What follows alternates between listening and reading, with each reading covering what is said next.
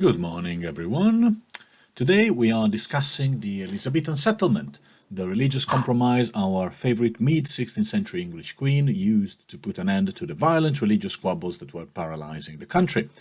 The best sentence to describe the Elizabethan Settlement has been written by a modern historian named Conrad Russell. In a nutshell, he said, Elizabeth settled for churches which looked Catholics and sounded Protestant. We'll see why, and we'll look at the following elements.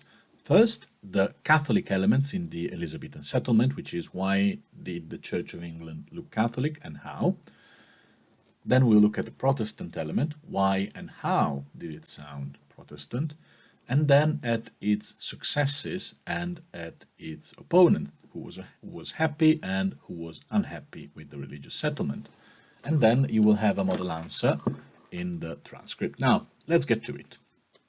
First of all, let's look at the Catholic elements. As we said in our last lesson, many of the people who remained Catholic during the religious confusion of the previous decades had done so because they were attached to the Catholic rituals and to the spectacle of Catholic religious services. Those people were convinced, and I think quite reasonably, that the correct performance of the ritual itself, the correct gestures done at the right time, while dressed in the correct way, and pronouncing the correct words, was a fundamental part in their religious life, that is, in their connection with God. It is something that might be a bit alien to us in the 21st century, since most of us believe that if you want to be a believer in a religion, you have to believe, okay? It's what you believe and what you do. However, at the time, again, remember we are just coming out of the Middle Ages, of the medieval period, doing the right kind of ceremonies in the right way was equally important. These kinds of Catholic who were not really able to understand the debates about salvation, faith, the Eucharist, and other things that were such an important part of the religious conflict at the time, simply wanted to keep the old habit. Sorry. Their whole habits, worshipping God in the old way, and they wanted to get on with it. Now, the religious reforms of Elizabeth tried to appease them by preserving a number of ritual and organizational elements of Catholicism. First of all, colored vestments. Catholic priests have colored vestments. Vestments are religious clothes, all the ceremonial clothing they wear.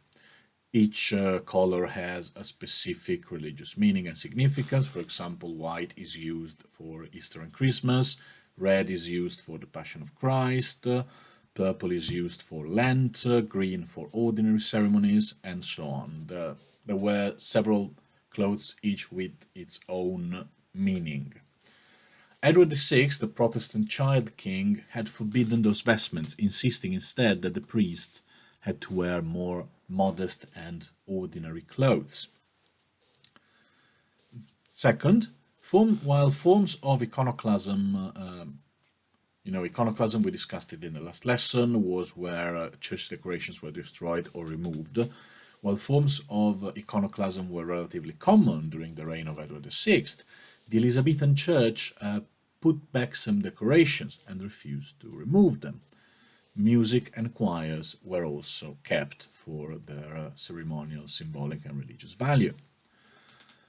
Third point, and I think one of the most important because it would have huge consequences in later English history, and again I'm thinking about the English Civil War, where all the problems that start emerging about this Elizabethan settlement suddenly became very, very important and very, very urgent to address. It's still not the time, though. So we're still a century from the English Civil War. But still, the structure of the Church of England remained episcopal. Okay? What does episcopal mean? Episcopal means that the structure is based on the presence of bishops. Episkopos, meaning supervisor in Greek, is from where we get the modern English word of bishop. So, bishops, who are they? If you don't know, they are priests who take care of the religious needs of a region around a city, usually. Okay, a group of bishops is supervised by an archbishop, okay, who is responsible for a larger region. I think there is the Archbishop of York, who is responsible for the north of England, and then there's the Archbishop of Canterbury, who is responsible for the Church of England. In general, is the highest church member in England, but also responsible for the south. So it's like a pyramid. You got the normal priests, then the bishops, and then the archbishops, and then the monarch.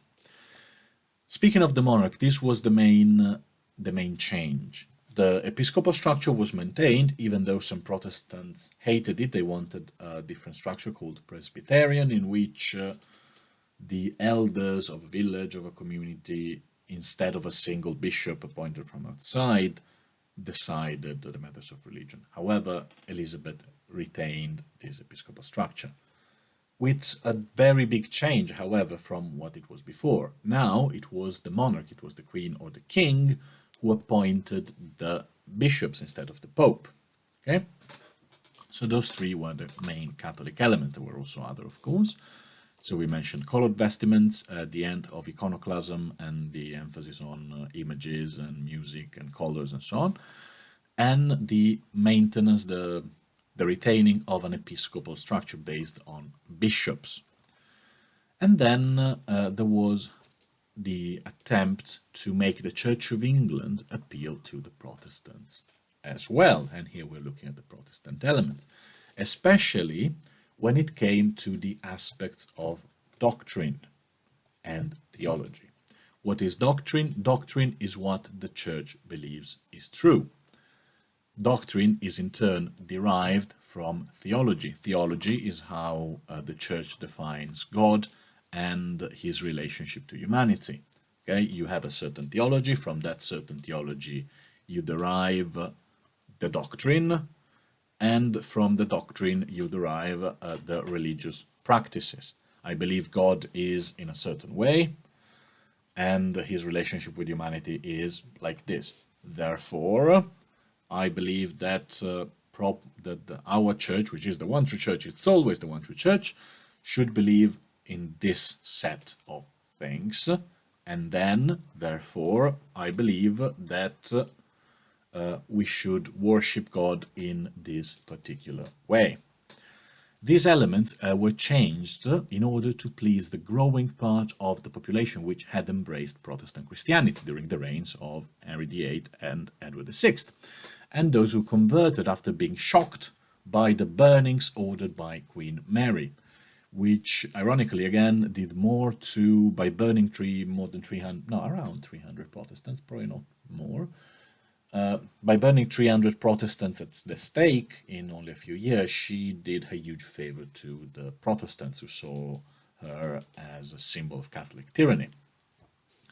So, without entering into the most intricate details, because being theology and doctrine, it gets very intricate very fast, here is a brief list. So, priests could now get married if they received permission from the bishop. In the Catholic tradition, priests have to remain unmarried and celibate, while many Protestant reformers insisted that priests had to be married. Martin Luther, the sort of initiator of the Protestant reform in Europe, even called marriage the hospital of the incurable. Sorry, I'm slightly amending the transcript from now and then.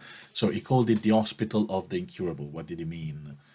Essentially, man and woman will always try to be together, and if they do it, it's something natural, it's something necessary. If they do it outside of marriage, it's illegal and it's sinful. So they need to be married, okay? Because they are incurable, they need a cure, and this cure is marriage. The reason why the Catholics say that the priest must remain celibate, it's a bit more complicated. It dates to the 12th century. Let me know if you have any question. We don't have time to explain it here and now. Second point, an official English version of the Bible was printed and distributed to every church in the country. Now, why was this important?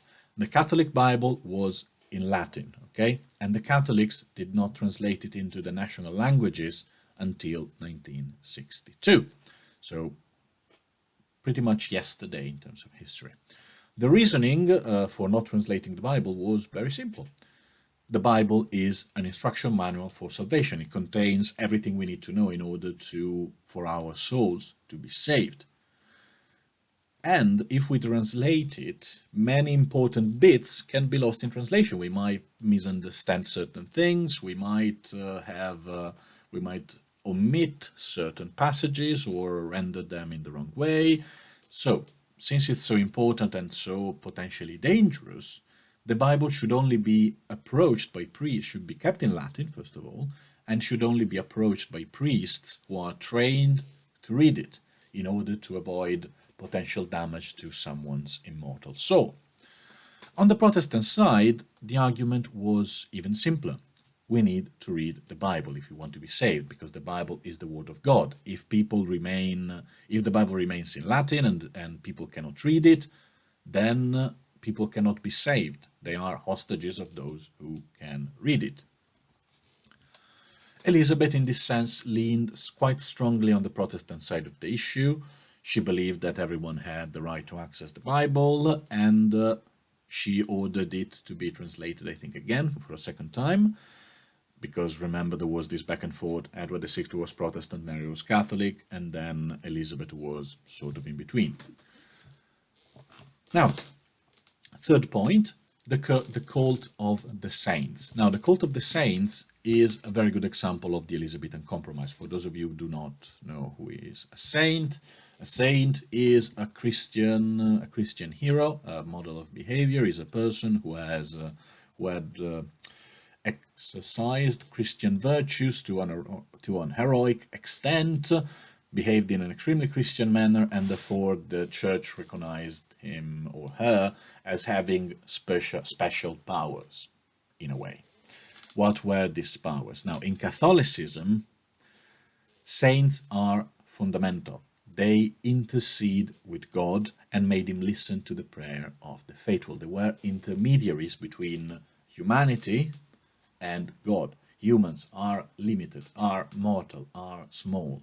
They cannot speak directly with God, who is unlimited, who is immortal, who is infinite, okay? Who is above the comprehension of mortals. Therefore, the believer needs to ask for the help of someone else, someone more human, who has nevertheless access to God because they were Christian heroes. Protestants, on the other hand, there are several kinds of Protestantism. Lutherans, let's say, I don't know about Lutherans, to be honest. Protestants are all about talking directly with God, okay, without mediation. And most Protestant churches today refuse the idea of saints helping the mortals. In the Church of England, and this is where the compromise come, and is a very good example of the compromise, certain remarkable individuals, especially those named in the Bible, like the apostles, for example, are venerated as saints. But what it means to be a saint is different. They are not taught to have, as far as I'm aware, if anyone knows any Anglican theologian, I would be happy to discuss this. They are not recognized as having any actual powers of mediation between humanity and God. They do not sit in the middle between your prayer and God, okay? They simply become heroes of Christianity, models that inspire people rather than being helpers, active helpers as they are in the Catholic tradition. And why was this a great example? It maintained the appearance of the old ways. Yes, we still dedicate our churches to saints. Yes, we still pray to them. But it changed its meaning in order to fit a more Protestant theology. Okay? Yes, we are praying to them, but we are not actually praying. We are only taking them as an example on how to be more perfect Christians. I hope that makes sense. Theology can be a bit confusing, especially if you're not used to it. Let me know if you have any questions. Now, let's look at successes and failures. In general, we can say that it was a success, especially in the first few decades, and especially for the internal stability of the kingdom.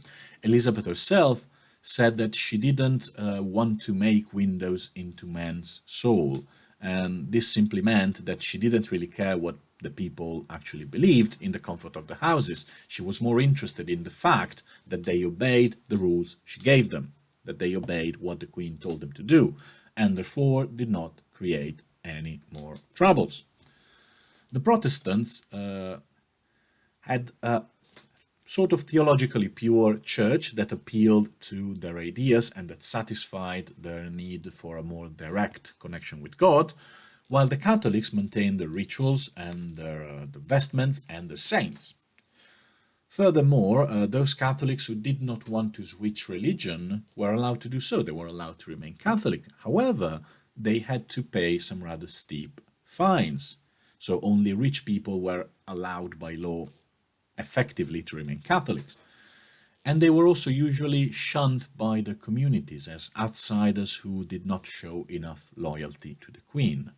Remember, we are in a period in which religion and politics are not separable. The idea that I have my own faith and I practice the way I want and the government has no right to tell me what to do, they didn't even think about it, okay? And those who thought about it generally started laughing and said, no, this is ridiculous. There is one true faith, we know what it is, and you have to follow it.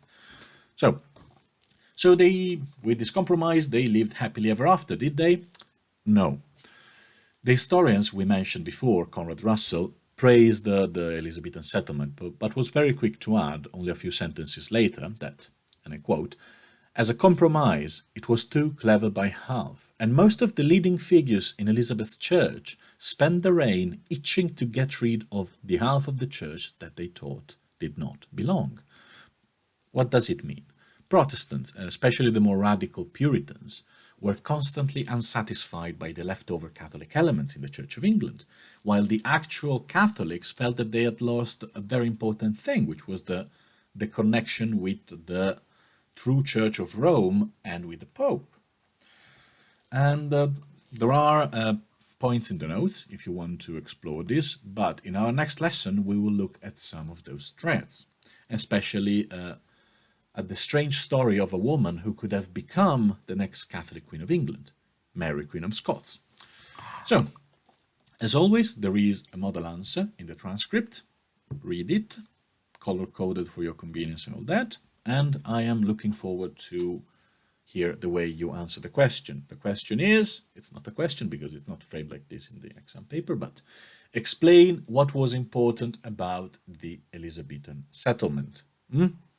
Looking forward to read what you write, and see you next time.